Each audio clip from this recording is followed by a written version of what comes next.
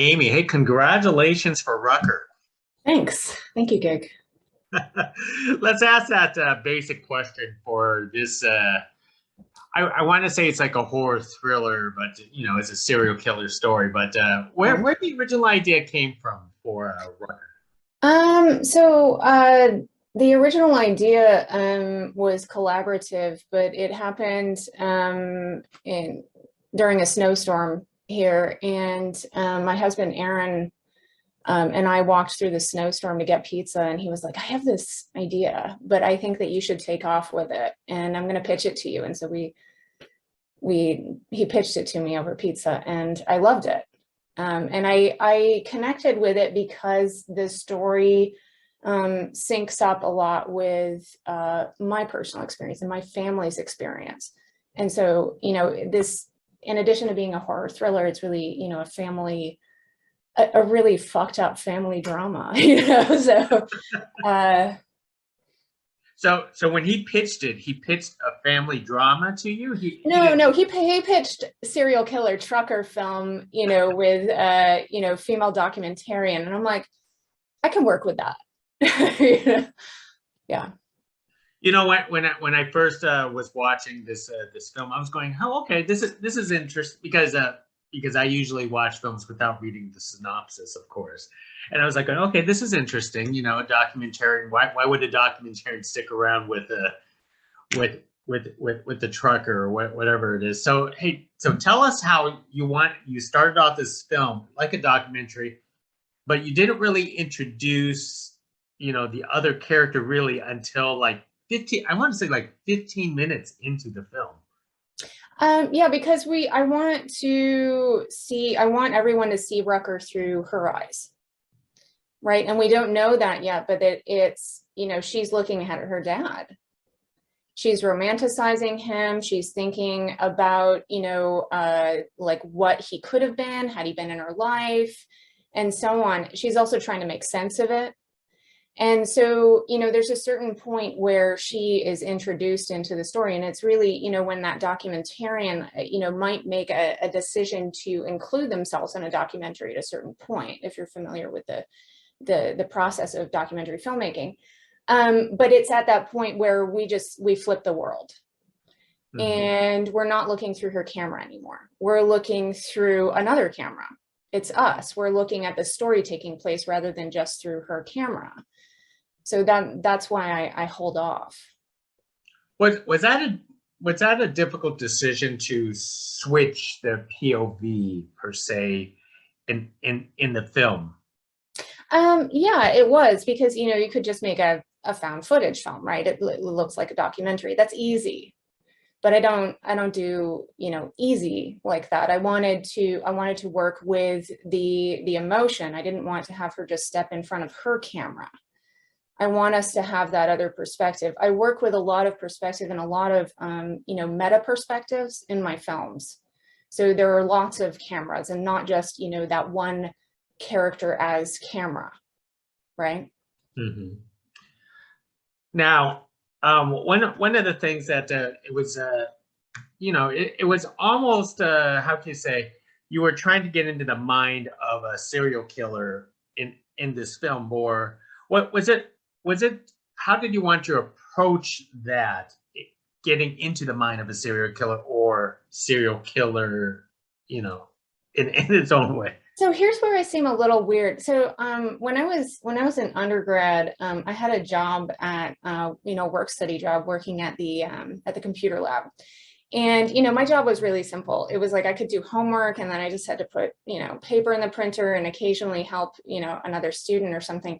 So most of my time I spent looking at the serial killer database on one of the lab computers. At the time, it's a database from, I believe Rutgers had it online, and it was public access. You could just go and look on there. And it was the database of all serial killers. And so I became like really obsessed with it.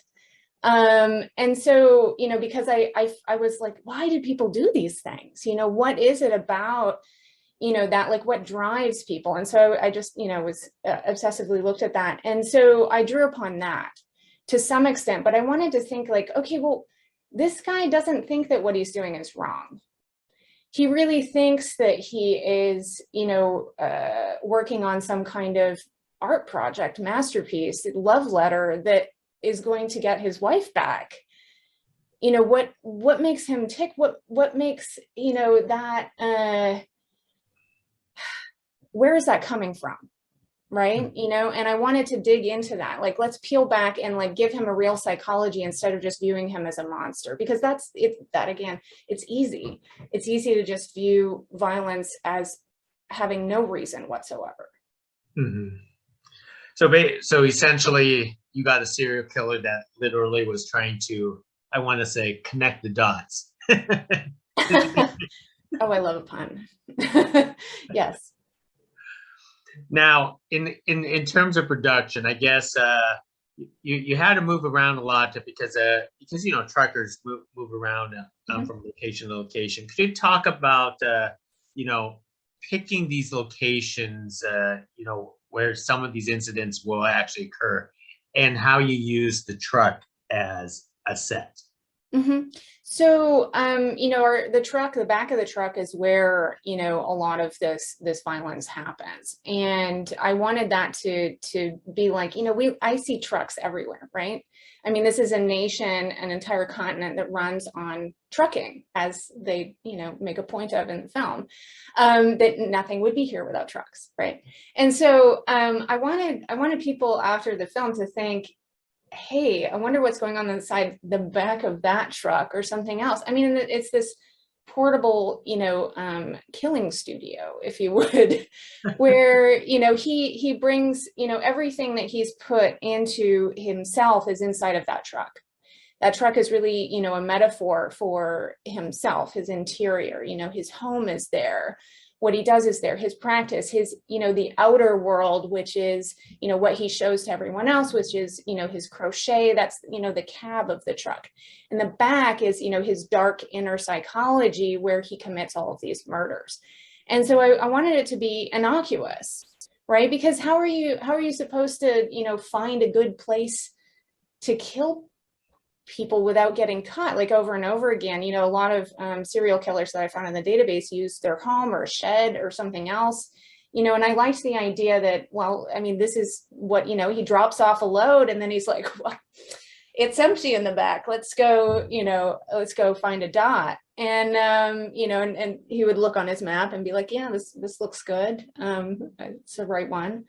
So that was the idea behind the truck. In terms of the other locations, we shot everything here in Bremerton, Washington. And so I really wanted to make everything within the city limits. And I really wanted to, make the most of, this town that I live in. And so, we shot, it was really just a lot of people just offered up locations. And the city of Bremerton was amazing, offering the cemetery and so on. And it's a very holistic place to make a film. McLeod's, I thought that it's a really, kind of, towny bar, where, it's like you go in, you just feel comfortable, and it's like people can belt out karaoke, people can do whatever they want in there, and be whoever they want to be. And there's some fun actually behind the scenes of Corey Taylor, like literally horsing around on these like bouncy horse or something. I mean, it's just this crazy place where people can be themselves. So we picked that, and the house is a friend owns the house, that, Darlene's house. And so it wasn't, I wanted all the locations to feel really organic, and, more like hometowny, but it could be anywhere, right? It's like, I don't have a lot of signboards. I don't announce where we are. If you look really closely at the map, you can see that it's kind of this hodgepodge map put together of Washington and Oregon that I glued. But I wanted it to be anywhere. It looks like anybody's house and any bar. Well, there is no borders for serial killers. That's it. That's the entire point, right? Mm-hmm. But I did find it amusing that the idea of crocheting in your film, where did that came about? You're trying to show a sensitive side to things. Well, I mean, it's later revealed that Darlene crochets as well. And so I think that it's really just something that he picks up from her. And, I knit. I knit like obsessively. It's my meditation. And so I wanted to give him something where, he does all this stuff. What else does he do that is just, organic to him, where he feels like he's making something? It's kind of holistic. It brings him down from that really high point of killing. What is he going to be doing with the rest of his time? And I know a lot, I actually know a lot of truckers, and I have truckers in my family, and they do stuff like they embroider, they knit. It's kind of funny because they're on the road a lot, and they don't want to just be streaming Netflix all the time. They want to just chill out. So That is most certainly true. Well, Amy, let me address one last thing on your film, and I thought it's a wonderful scene in the film is the karaoke scene. Tell us about filming that scene, because it's one of those scenes where, in a way, it could be cringy, but in another way, it's like a bonding moment. What did you want to achieve with something like that, and how you achieved it? have you ever gotten a mixtape from someone? Way back in the 90s, as I'm showing my age in this interview, yes. Yeah, so it's like somebody sends you a song or a mixtape, and you listen to it and you're like, wait, is this person trying to send me a message? It's like, if it's an ex, it's like, are they trying to get back together with me? It's like, what's going on here? And I wanted the choice of the song and so on. The lyrics have a lot to do with regret, right? And it's like, I wanted, Rucker at that time it's a little bit of a clue that he does know who Maggie is. Yeah. I wanted it to almost be like there's, she at times might be reading this, and we as an audience might be reading it as a threat. There's a lot of expectation in that song as well, for familial expectation. What do we want from, this relationship here? And so I was hoping that no one would read it as just self-indulgent, full-length karaoke scene. And more, because it's not intended. And I was just like, oh, I hope that no one, sees it that way. Because I didn't want to cut it down. I wanted it to be the whole thing, their whole experience, where they're going along with it. It's like we see that they're developing this dynamic that, something's changing, something's shifting. It's, they're coming together. Well, that is certainly portrayed in the film, as for your purpose. So, Amy, thank you very much for speaking to us about Rucker. Everyone should most definitely check it out, and it is definitely a bonding serial killer type of film. So, thank you very much. Thank you, Gabe.